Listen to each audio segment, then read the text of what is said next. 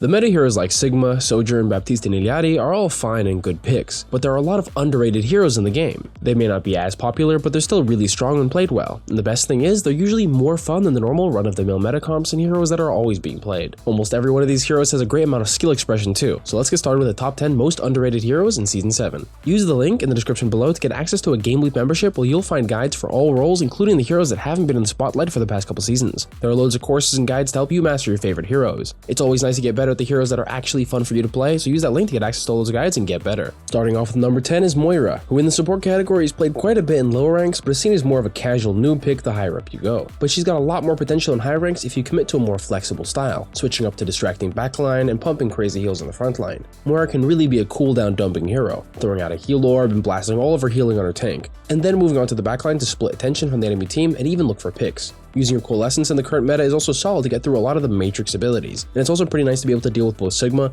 and Reinhardt without having to break through their shield first. You can definitely play Moira to great success in all ranks, and it's really easy to get started with her. The biggest tip is to avoid sticking to one thing, since Moira is great at poking flankers, outdueling them and forcing them out, and at healing frontline to full and helping them push even harder, as well as pressure backline herself. Switch things up often to be more than just a heal bot or a DPS Moira who doesn't help the team. At number 9 is Reaper, who's a fan favorite hero who's actually played quite a bit in higher ranks and not just low ones. Even though he's not as quick and bursty as other flankers, and he gets easily outranged in the front line, he can still, just like Moira, switch things up and be an effective tank buster and flanker in his own special way. Reaper mains in top 500 may often be counterable by either flyers or insanely durable tanks that straight up just win the duel against him, but there's always a way to play past your weaknesses. Reaper can also play for attention, engaging right as the fight starts to split the enemy's resources, or for marking an enemy by engaging the mid-fight so they can't do anything else. This works well against snipers and even against supports, since even though Reaper can't hit and run as well as other heroes, he has his teleport to get onto his targets and set up behind the enemy and then lock someone into a duel that has to be peeled. And not just any normal peel, since Reaper can do a lot of damage with all of his ammo. He's got a long and effective engage that actually can work quite often when timed at the right time and on the right target. Keeping your opponents guessing on what you're going to do next is the best move, since it really messes with not only countering Reaper in the first place, but preparing for what you're going to do next. And on hectic maps like Control and Push, you can definitely make the clutch difference. Next up at number 8 is Ramatra, and while he's not a crazy busted character, he still has some really good strengths, and just needs a solid support line to help him become strong. His spam with his Omnic Form staff is pretty good, although it can be bested by other tanks, but his other strengths are pretty much unique to him, with his no cooldown block being able to reduce 75% of the damage he takes from the front, and his unblockable punches with a super underrated range of 10.5 meters. He can really snipe shots out from afar that can't be blocked by any mitigation besides Zarya's bubbles. Because he can be peeled and booped and even just damaged so much that he can't keep walking forward, he's considered pretty easy to counter, but with his flexible playstyle, it's also hard to push and punish him, with his shield after Nemesis form and his Ravenous Vortex to slow and focus down anyone trying to chase. His ultimate still has some pretty sick team wiping potential, and if you manage to sneak into the middle of the team during the mid-fight, you can tear them all apart as they struggle to fall back. Ramatra is also one of the few tanks that can soak lots of damage to build support ultimates. Because he's really hard to burst down, with his easily accessible defensive abilities, he can play aggressively, get healed up, then rinse and repeat to build both Annihilation and support ults like Nano Boost or Amplification Matrix. Not all tanks can do this, since heroes like Zarya and Junker Queen don't have the health pool or flexible defensive abilities to handle the damage as well as Ram can. As for the maps he's favorable on, he's still limited to most ground-based ones, but wherever you can find chokes to stuff with your pummel damage and vortex slow, you can get a lot of value. Number 7 goes to Lifeweaver, who's definitely got a lot more playtime since his release, but he's still not played often enough as a strong pick, and it's pretty unclear what kind of comp he would even thrive in. He's a pretty individual hero and doesn't fit particularly with any composition, be it dive, spam, or rush, but while he doesn't exactly fit in anywhere, his life grip alone makes him super undervalued, considering it can break through any stun or CC in the game on a single target. One of your teammates is solo fluxed or solo shattered, pull them right out of it.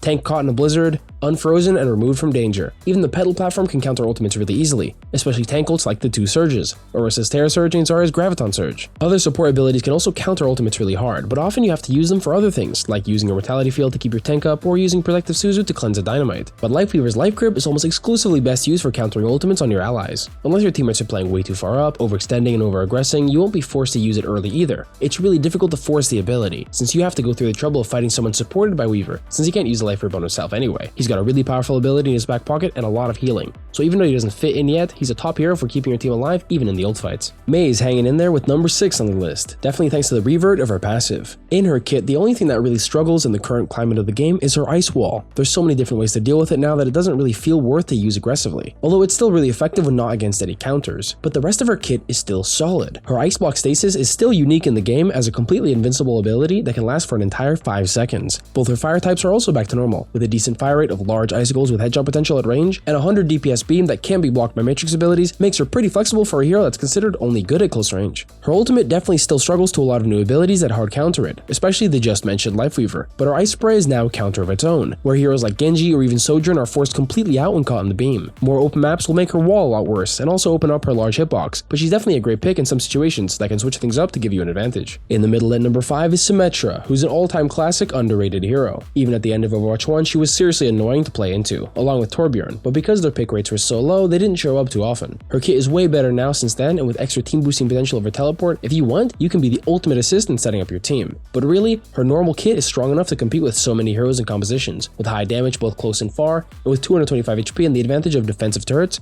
it's really hard to take her out in a flanker 1v1. Her ultimate is also one of the strongest in the game. Impossible to kite its range, a crazy high health pool, and cutting through the objective to run your team in is definitely an ideal way to start the fight. Now, seeing Symmetra terrorize more games could be bad, but for how easy she is to get started, it's surprising not seeing more players pick her up. At number 4, we have another classic defense hero from Overwatch 1, with Junkrat. Similarly to Reaper, his base strength alone isn't that good, being spamming chokes and controlling them with his grenade damage. It's mostly because of how good tanks are and how fast they can take space, but it only means that sometimes you'll have to hit the flank and go for one-shot combos, and using your trap to cover more area. Junkrat's zone control is still strong, but he has to get a bit more personal to get it done, playing for flanks and one-shots, spamming chokes and looking for hits on backline to keep them out of the fight, and zoning 2 spots at once with your trap on a flank makes him a lot more viable, and for someone just picking him up, you won't always be met with a fair echo counter comp. Wrecking Ball is at number 3, with his playtime seriously messed up since the start of Overwatch 2. He hasn't really fully recovered just yet, but he's definitely got potential to carry games and bring something different to the table. With how sustainable supports are, you don't always need to frontline to block the enemy from going on them instantly, so Ball's weakness of not being able to soak damage for his team effectively isn't that bad in the right comps. But for a seemingly bad hero, he has a lot of great strengths that are good in other heroes. He's got effective ranged hit scan damage, 2 area of effect crowd control abilities, and incredibly fast movement to help him recontest and pressure the objective better than any other hero. He's very counterable, but putting in the effort to play him will definitely yield results. Even his minefield can get multi-kills against a lot of heroes, and you'll be building it quite a lot as long as you focus on the slow and pokey play without just diving in as often as you can. At number 2 is another animal from the moon, Winston, and he's got more focus strengths compared to Wrecking Ball, being really just good at contesting and picking off supports. And even though supports are way more dangerous and self-sustainable, his bubble is still able to block most healing effects in the game, meaning if you place it right, you can lay down some crazy pressure, especially on maps where they think they're safe, playing far back on high grounds. Winston's secondary fire is also great for building your ultimate while being able to contest people far away. The range actually makes him better than a lot of other tanks at being able to fight someone from more than 20 meters away. And even though 1000 HP isn't that much compared to the damage potential of a lot of heroes right now, especially Bastion, who can literally do all of that damage in less than 3 seconds, building your primal fast enough and using it often is 100% occupation of the backline, not allowing them to do anything else if you can get a juggle going. It's definitely a skill matchup, but as a massive Winston fan myself,